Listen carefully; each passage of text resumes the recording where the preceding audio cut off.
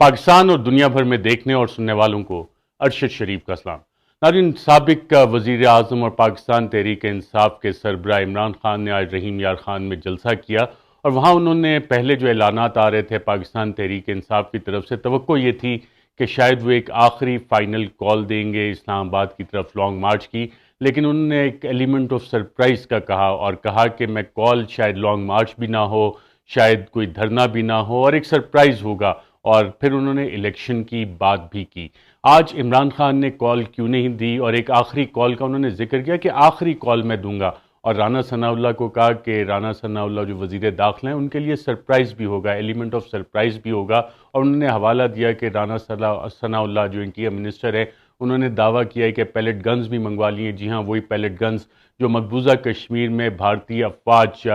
جو کشمیری اپنی آزادی کے لیے لڑے ان کے خلاف استعمال کرتے ہیں، اور ساتھ انہوں نے ڈرون ٹیکنالوجی بھی کچھ اس طرح کی منگوائی ہے جس کے ذریعے ٹیئر گیس شیلنگ کی جائے گی۔ تو element of surprise Imran Khan کہہ رہے ہیں میں اپنے پاس رکھوں گا، اور اپنی ٹیم کو وہ باقاعدہ طور پہ تیار کر رہے ہیں کہ کس طرح سے انہوں نے اب آخری کال جب آئے گی تو اس میں ایلیمنٹ آف سرپرائز دینا ہے۔ آج کال کیوں نہیں دی گئی ناظرین، اس میں دو تین چیزیں ہمارے سامنے آئی ہیں۔ ایک تو سپریم کورٹ فیصلے کے بعد پاکستان تحریک انصاف کی قیادت کا جو اندرونی اجلاس ہوا اس میں یہ پروپوزل بھی سامنے آیا کہ ہمیں واپس پارلیمنٹ میں جانا چاہیے، اور پارلیمنٹ میں ہم اس صورت جائیں گے جب الیکشن کی تاریخ دی جائے گی پاکستان تحریک انصاف کو۔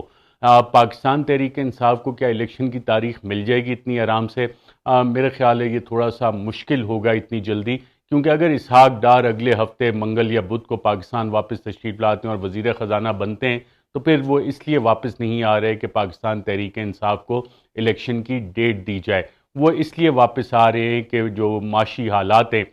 جس کا عمران خان نے آج بھی حوالہ دیا کہ جب یہ لوگ حکومت میں آئے تو اس وقت معیشت تباہ حالی کا شکار تھی، اور اسحاق ڈار جو معیشت کو چلا رہے تھے، آپ کو یاد ہوگا ناظرین 2016-17 میں ایک سیمینار بھی ہوا تھا انٹرنل سیکیورٹی اور اکنامک چیلنجز، اور اس میں general Qamar Javed Bajwa chief of the army staff نے بھی شرکت کی تھی اور پاکستان کے بڑھتے ہوئے قرضوں کا وہاں پہ ذکر کیا تھا۔ جی ہاں، اور اس وقت پاکستان کے اکنامک مینیجر اسحاق ڈار ہی تھے، اور اس وقت 2016 میں ڈاکٹر اشفاق حسن خان جو پرنسپل اور ڈین ہیں نرس یونیورسٹی کے، انہوں نے کہا تھا کہ اسحاق ڈار باقاعدہ پاکستان کی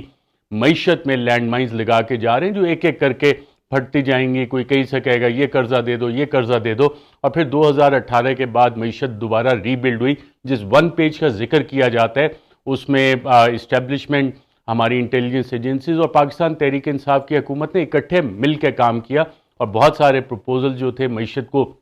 اسٹیبلائز کرنے کے حوالے سے وہ اکٹھے فیصلے اس حوالے سے ہوتے تھے، اور جنرل قمر جاوید باجوہ کو باقاعدہ طور پہ ایک اکنامک کونسل بنائی گئی تھی، اس کا ممبر بھی بنایا گیا تھا دیگر لوگوں کے ساتھ۔ تو معیشت اس طرح سے چلی تھی، اور پھر عمران خان نے جو ذکر کیا کہ اکنامک سروے آف پاکستان اور اپنے پچھلے 2 سال کی کارکردگی کا، تو یہ ان ون پیج کے ثمرات تھے جس کا کہ عمران خان بتا رہے تھے کہ جب یہ سارے اکٹھے مل کے کام کرتے تھے۔ دوسرا ناظرین، ایک اور بیک گراؤنڈ ڈیولپمنٹ اس حوالے سے ہو رہی ہے۔ عمران خان نے آج اکنامک رپورٹرز کے ساتھ ملاقات کی اور انہوں نے کہا کہ جناب اگر سائفر پہ اسمبلی میں ہم اس صورت میں جائیں گے جو سائفر ہے، جو کیبل ہے، جو ڈونلڈ لو نے مطالبہ کیا تھا کہ عمران خان کی حکومت کو تبدیل کیا جائے تو پھر امریکہ سے تعلقات بہتر ہوں گے، تو اس کے اوپر اگر تحقیقات کا آغاز ہو جاتا ہے تو پھر وہ اس صورت میں اسمبلی میں واپس آ جائیں گے۔ یہ بھی میرے خیال سے ناظرین ایک ایسی کنڈیشن ہے جس پہ کہ حکومت شاید عمل نہ کرے، اور اس کی وجہ بڑی واضح ہے کیونکہ جب صدر مملکت ڈاکٹر عارف علوی نے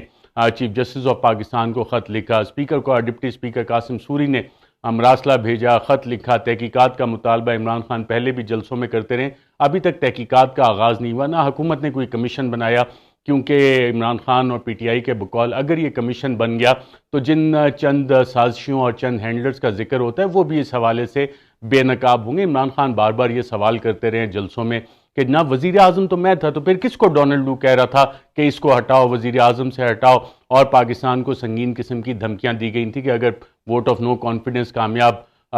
نہیں ہوتا تو پھر پاکستان کو امریکہ جو کچھ اس کے ساتھ کرے گا، اور اگر کامیاب ہو جاتا ہے تو پھر ریلیشن شپ اچھی چلے گی، جو کہ ہم دیکھ بھی رہے ہیں۔ تو یہ والی کنڈیشن بھی جو رکھی گئی ہے یہ سمجھتے بوجھتے ہوئے رکھی گئی ہے کہ شاید اس پہ بھی تحقیقات کا آغاز نہیں ہوگا تو اسمبلیوں میں واپسی نہیں۔ اور اس کی ایک اور وجہ بھی ہے کہ عمران خان نے جب 9 حلقوں میں انتخابات لڑنے کا اعلان کیا تو عمران خان کا جو اسمبلی سے استعفیٰ ہے وہ منظور کر لیا گیا، جو پارٹی کے وائس چیئرمین شاہ محمود قریشی، ان کا استعفیٰ بھی قبول کر لیا گیا۔ تو جب 2 استعفے قبول کر لیے گئے، الیکشنز کی ڈیٹ کا اعلان کر دیا گیا، تو اس سے یہ چیز بڑی واضح آپ کو سمجھ آتی ہے کہ جناب اسمبلیوں میں کیا شاہ محمود قریشی اور عمران خان کے بغیر پاکستان تحریک انصاف واپس جائے گی؟ اور یہ کون سے قائدین ہیں پاکستان تحریک انصاف کے جو کہ یہ مشورے لے کے آتے ہیں کہ جناب واپس پارلیمنٹ میں چلتے ہیں اور وہاں سے چیزوں کا آغاز کرتے ہیں؟ پھر عمران خان ماضی میں کہہ چکے ہیں کہ میں اس پارلیمنٹ سے نکلا اسی وجہ سے تھا کہ اس کی کریڈیبلٹی نہیں، اور آج انٹرنیشنلی جہاں بھی بات ہوتی ہے کہ پاکستان میں ایک فنکشننگ ڈیموکریسی ہے تو سوال اٹھتا ہے کہ ملک کی سب سے بڑی سیاسی جماعت وہ تو پارلیمنٹ سے باہر بیٹھی ہے، جس کی پارلیمنٹ میں سب سے زیادہ سیٹس تھیں وہ تو پارلیمنٹ سے باہر بیٹھی ہے، اور جتنے بھی جمہوریت کے دعوے دار ہیں اس کا ان کے پاس کوئی جواب نہیں ہوتا کہ کس قسم کی یہ پاکستان میں جمہوریت ہے۔ باقی آج کے رحیم یار خان جلسے میں ناظرین عمران خان نے ذکر کیا کہ اس سے پہلے 51 جلسے وہ کر چکے ہیں، یہ ان کا 52واں جلسہ تھا، اور اس میں انہوں نے جو کام کیا، جو ایک برانڈنگ کر رہے ہیں پاکستان مسلم لیگ نواز کی، پاکستان کے 50 سے زائد شہروں میں جا جا کے انہوں نے لوگوں کو یہ یاد کروا دیا ہے کہ مریم نواز جو لندن کے اپارٹمنٹ جس پہ نواز شریف رہتے ہیں ان کے پہلے بیانات کیا تھے اور اب کیا بیانات ہیں، اور یہ وہی کیس ہے جو supreme court, J I T, accountability court اور اب دوبارہ عدالتوں میں چل رہا ہے۔ اور اسحاق ڈار کی واپسی کے حوالے سے بھی عمران خان نے سوال کیا، نواز شریف کا بھی کہا کہ وہ بھی واپس آنے کے لیے پر تول رہے ہیں، اور یہ ساری چیزیں بقول عمران خان کے ایک این آر او کے ذریعے دی جا رہی ہیں، این آر او 2 کے ذریعے دی جا رہی ہیں، اور کرپشن کے حوالے سے انہوں نے سوال کیا کہ کیا یہ صرف عمران خان کی ذمہ داری ہے کہ ملک میں کرپشن کے خلاف آواز اٹھائے؟ اور پھر انہوں نے امر بالمعروف و نہی عن المنکر کا بھی حوالہ دیا کہ نیکی کے ہدایت کرتے رہو، برائی سے روکو، اور اسٹیبلشمنٹ سے یہ سوال کیا کہ کیا آپ کا قرآنی آیات اور احکامات کی موجودگی میں یہ نیوٹرل ہونا بنتا ہے؟ کیا یہ صرف عمران خان کی ذمہ داری ہے کہ وہ کرپشن کے خلاف آواز اٹھاتا رہے؟ اور ملک میں جو این آر او 2 دیا گیا ہے بقول عمران خان کے، یہ وہ تمام لوگ ہیں جن کے ماضی میں کیسز چلتے بھی رہے اور جو کہ خود کافی سارے مقدمات پاکستان پیپلز پارٹی نے بنائے تھے۔ جی اسحاق ڈار جو وزیر خزانہ بننے جا رہے ہیں، ان کا حدیبیہ پیپر مل کا بھی ذکر کیا، بی بی سی کی رپورٹ کا بھی ذکر کیا، اور ناظرین اسحاق ڈار کے حوالے سے جو جے آئی ٹی بنی تھی، جوائنٹ انٹیروگیشن ٹیم بنی تھی، اس میں 6 پاکستان کے مختلف اداروں کے سینئر افسران کے دستخط تھے کہ کس طرح سے ان کے جو اثاثہ جات ہیں ان پہ سوالات ہیں، اور اس میں واجد ضیاء صاحب ایف آئی اے کے، Aamir Aziz state bank of Pakistan کے، brigadier Noman Saeed I S I سے، brigadier Kamran Khurshid I S I یا ایم آئی سے ان کا تعلق تھا، ان کے دستخط اس میں موجود تھے، بلال رسول security and exchange commission of Pakistan, اور عرفان منگی۔ تو ان تمام رپورٹس کا جو جے آئی ٹی کی رپورٹس بنی تھی ان کا کیا ہوگا؟ یہ تمام پاکستان کے جو اداروں نے تحقیقات کی تھی، کیا وہ تمام تحقیقات غلط تھیں؟ کیا جس رپورٹس پہ انہوں نے سائن کیے تھے، جو report supreme court of Pakistan کے ریکارڈ کا حصہ بنی تھی، ان رپورٹس کا آگے مستقبل کیا ہے؟ کیا ہم اس طرف جا رہے ہیں کہ نہ جو بھی تحقیقاتی ادارے کرتے رہیں لیکن بند کمروں میں بیٹھ کے چند لوگ فیصلہ کریں گے کہ پاکستان میں حکمران کون ہوگا، جو اکاؤنٹیبلٹی کے پروسیس ہیں اسے سکٹل کر دیا جائے، نیب قوانین میں جس طرح سے تبدیلی کی گئی اور تمام کیسز ختم کیے جا رہے ہیں، اور فواد چودھری کے بقول 150 نیب کے مقدمات ختم کیے جا رہے ہیں۔ ساتھ ساتھ ناظرین عمران خان نے ذکر کیا کہ ان کی جان کو خطرات ہیں، اور یہ انہوں نے واضح کر کے بتایا کہ کون ہے اس کے پیچھے، اور جو سازش پچھلے دنوں گڑی گئی اس میں انہوں نے کہا کہ مریم نواز، مریم اورنگزیب اور جاوید لطیف تو صرف مہرے تھے، اور جو چند ہینڈلر اور سہولت کار ہیں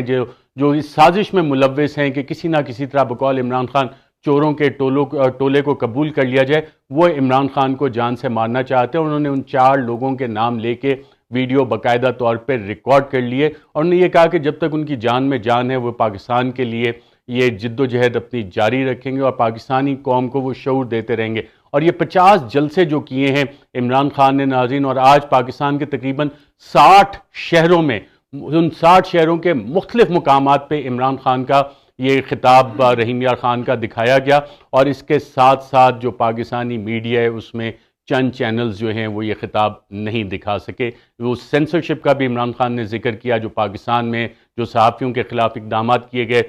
اور جو ٹی وی چینلز کو دھمکیاں دی گئیں اور ٹی وی چینلز بند کرنے کی بات کی گئی۔ اب فی الحال کے لیے ناظرین اتنا ہی، لیکن ہم یہ نتیجہ نکال سکتے ہیں کیونکہ بیک گراؤنڈ نیگوسیشنز چل رہی ہیں جس کا عمران خان کو انتظار ہے کہ اس کا نتیجہ آئے گا اور اس کے بعد شاید صاف اور شفاف انتخابات کا راستہ ہموار ہوگا۔ لیکن جو لوگ اس وقت حکومت میں بیٹھے ہیں ان کے جو چند ہینڈلرز اور چند سہولت کار ہیں وہ اس چیز پہ بالکل بھی راضی نہیں ہیں۔ اب تک کے لیے ناظرین اتنا ہی، اپنا خیال رکھیے گا۔